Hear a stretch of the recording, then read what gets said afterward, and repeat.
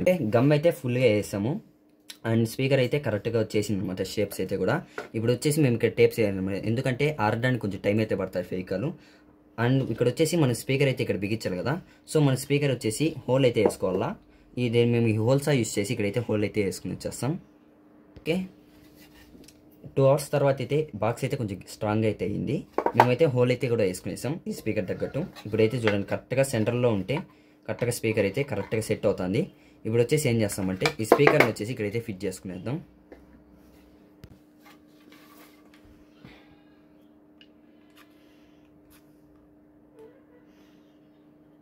కరెక్ట్గా సెంటర్లో వచ్చేటట్టయితే చూసి అయితే స్టిక్ చేసుకునేద్దాం. ఓకే నెక్స్ట్ వచ్చేసి స్పీకర్స్కి అయితే వైర్స్ అయితే జాయిన్ చేసుకుందాం. నేను రెడ్ అండ్ బ్లాక్ కాంబినేషన్ అయితే తీసుకున్నాను వైర్స్ అనేది. ఇక్కడ వచ్చేసి వైర్స్ అయితే జాయిన్ చేసుకునేద్దాం. కలరింగ్ అయితే నీట్గా అయితే పెట్టుకునేయండి.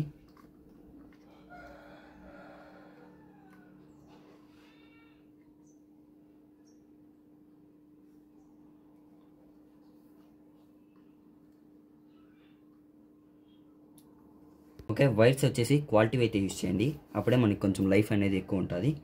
ఇప్పుడైతే మనం బ్యాక్ ప్లేట్ అయితే క్లోజ్ చేసుకునేద్దాం. స్పీకర్ కంప్లీట్గా రెడీ అయిపోయింది.